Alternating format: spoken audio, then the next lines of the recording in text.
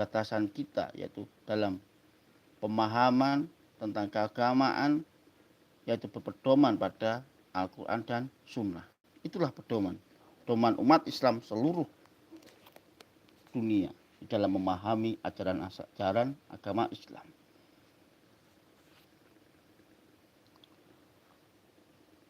Ini ya, sebab paham liberal dalam menafsirkan Islam cenderung mengarah pada daya akal tanpa melihat sisi teks dan konteks, ya, teks maupun konteks. Secara tepat, padahal ajaran Islam dalam mengajarkan sebuah tafsir harus melalui berbagai paradigma secara kafah, bukan hanya sebatas satu sisi belaka. Maksudnya sisi apa? Akal. Kalau kita memahami akal saja, maka satu sisi. Karena keimanan ada di mana? Iman ada di hati dan jiwa. Itulah muaranya. Banyak orang akal, pintar, cerdas di dalam pemahaman agama. Tapi hatinya punya enggak keimanannya? Apa malah jauh dari ajaran Islam? Maka C.G. Jung pernah bertemu dengan orang Indian ya di Amerika. Lalu dia menanyakan, kamu berpikir melalui apa? Orang dia mengatakan, dia menunjuk hati, yaitu dengan hati.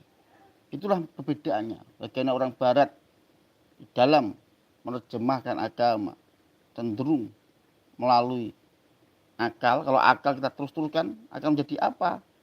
Akan menjadi ilmu filsafat. Ya. Tapi kalau orang Indian dia menunjukkan hati.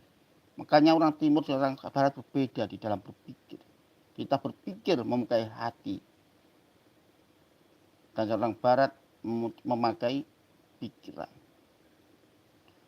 Tetapi pikiran kalau terus-menerus diasah dan akan bertanya terus akan tersesat. Nanti tidak punjuk. Jadi walaupun pandai apapun, sepandai-pandai orang dalam pemahaman agama, tetapi kalau tidak hatinya tidak tergerak, tentu tidak akan mendapatkan hidayah. Maka orang hidayah bukan orang yang paling pandai, bukan orang yang paling berakal, bukan orang yang punya akal hebat, bukan. Tetapi apa? Adalah jiwa, hati kita tidak bisa memahami Tuhan. Kenapa orang sekarang tidak bisa bertemu Tuhan? Tidak bisa mengenal Tuhan? Karena dia kurang merendahkan hati. Inilah kurang merendahkan hati. Kita merasa pinter, merasa pandai, merasa paling super, paling inilah sifat iblis. Iblis namanya paling hebat, paling pinter.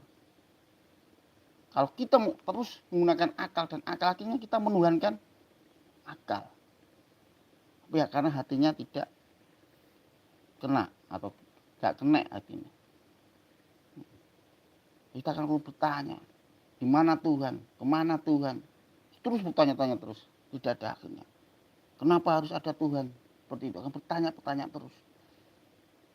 Bertanya-tanya terus. Tanpa ada rem pemberhentian di dalam pertanyaan-pertanyaan itu. Masih ingatkah Musa mengatakan kepada Yahudi, pertanyaanmu akan memberatkan dirimu sendiri. Itulah pertanyaan akan memberatkan diri sendiri ketika pertanyaan itu sudah berlebihan. Maka kita dilarang berlebihan dalam apapun. Karena kalau terlalu berlebihan di dalam berpikir, maka akan terjadi depresi. Akhirnya stres, akhirnya sakit jiwa. Maka perlu ada rem di dalam kita berpikir. Remnya apa?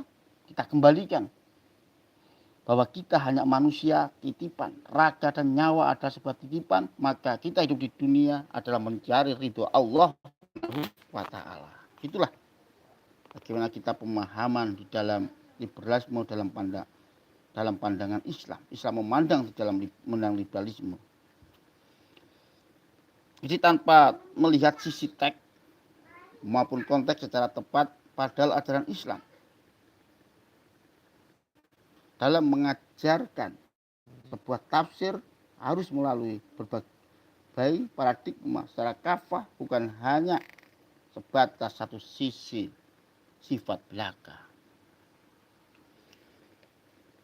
Keberadaan tafsir dalam paham liberal cenderung mengarah pada kerancuan antara teks dan konteks, sebab liberalisme lebih menekankan pada aspek konteks dalam menafsirkan berbagai ajaran Islam.